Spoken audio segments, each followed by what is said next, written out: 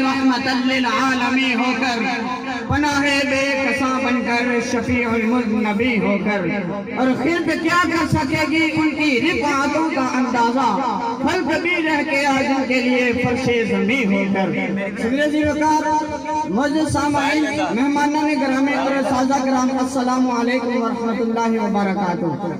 مجھے آج جس موضوع پر تقریر کا موقع ملا اس کا عنوان ہے حضور رحمت عالم بحیثیت رحمت للعالمین۔ نبی وقار آقا کریم کے مقدس زمانہ سے پہلے انسانیت کی کوئی قدر و قیمت نہ تھی، ماں بہن اور بیٹی کی کوئی عزت نہ تھی۔ پھر اللہ تعالیٰ نے اپنی خصوصی رحمت فرمائی، اللہ تعالیٰ نے انسانیت پر اپنی خصوصی رحمت فرمائی اور 12 ربیع الاول شریف میں رحمت للعالمین کو بھیجا۔ ایسی رحمت کہ جن کے بارے میں اللہ تعالیٰ نے فرمایا لولا کلمہ خلقت الافلاک ولولا کلمہ اظہرت ربوبیہ، کہ اے محبوب اگر آپ نہ ہوتے تو میں آسمانوں کو پیدا نہ کرتا، اور اے محبوب اگر آپ نہ ہوتے تو میں اپنے رب ہونے کا اظہار نہ کرتا۔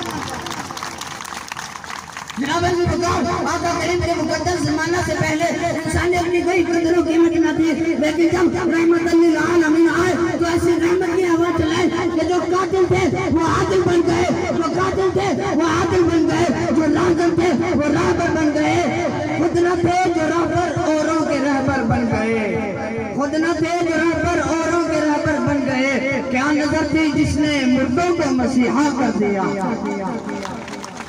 صدر وقار ایک بلائی وہ ہوتی ہے جو اپنے ماں باپ کے ساتھ کی جائے، ایک بلائی وہ ہوتی ہے جو اپنے رشتہ داروں کے ساتھ کی جائے، لیکن اگر دشمنوں کے ساتھ بلائی کی مثال دیکھنی ہے تو آؤ میں آپ کو طائف کی وادی میں لے چلتا ہوں کہ جب میرے نبی اپنا مشن کے بیان کرتے ہیں تو اہل طائف ان پر پتھروں کی بارش کرتے ہیں، نبی پاک بے ہوش ہو جاتے ہیں، جب ہوش میں آتے ہیں تو فرشتے حاضر ہوتے ہیں، حکم کرتے ہیں یا نبی آپ حکم کیجئے ہم ان کو پہاڑوں کے درمیان پیس کر رکھ دیں، لیکن میرے نبی نے فرمایا نہیں نہیں وما ارسلناک الا رحمت للعالمین،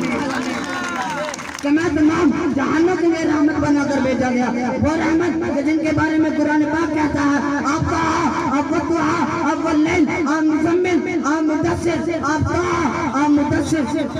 اس سب کے باوجود قرآن پاک آپ صلی اللہ علیہ وآلہ وسلم کو رحمت للعالمین کہتا ہے۔ وہ رحمت للعالمین کہ جن کے در پر کوئی سوال نہیں گیا تو کبھی خالی نہ مڑا، وہ رحمت للعالمین کہ جن سے قطرے کا سوال کیا گیا تو اسے سمندر عطا کیا گیا، وہ رحمت للعالمین کہ جن کے در پر آ کر حبشی بھی حضرت بلال کہلائے، کیونکہ یہ سرکار کا در ہے، در شاہ کو نہیں، جو کچھ مانگ لیا اور بھی کچھ مانگ۔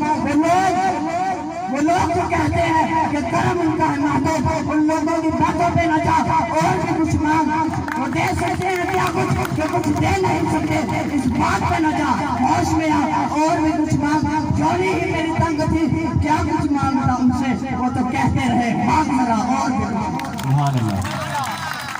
صدر وقار اگر آپ نے رحم و کرم کی مثال دیکھنی ہے وہ بھی میرے نبی اس کا عملی مظاہرہ بھی میرے نبی نے کر دکھا دیا۔ 8 ہجری میرے نبی کرم سر جھکائے مکہ فتح کرنے آ رہے ہیں، لیکن نبی پاک میں وہ صفات نہ تھی کہ جن کے بارے میں قرآن پاک میں کہا گیا ان الملوک اذا دخلوا قریۃ افسدوها وجعلوا اعزۃ اہلها اذلہ، کہ مادیت پرست بادشاہ جب کسی بستی علاقے میں داخل ہوتے ہیں فتح کرنے کے لیے تو تباہ و برباد کر دیتے ہیں، ماں کی ممتا لٹتی ہے، بچے یتیم ہوتے ہیں، بہنوں کی چادریں تار ہوتی ہیں، لیکن 8 ہجری کو چشمے فلک نے ایک منفرد فاتح کو بھی دیکھا، وہ سر جھکائے مکہ فتح کرنے آ رہا ہے، جن کی عادت ان کے سارے اہل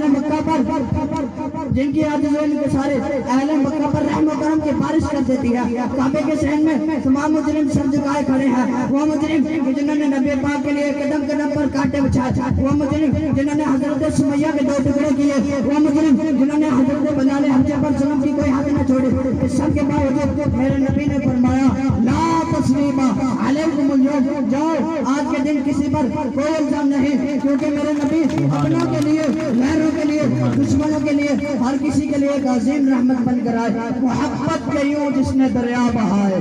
دل ان کا بھی جیتا جو سر لینے آئے، یہ بندہ نوازی کے جو خود کھائے جو اور جواہر لٹائے، خوشی اپنے غیروں کے غم میں بلا دی، دیا درد جس نے اسے بھی دعا دی، دیا درد جس نے اسے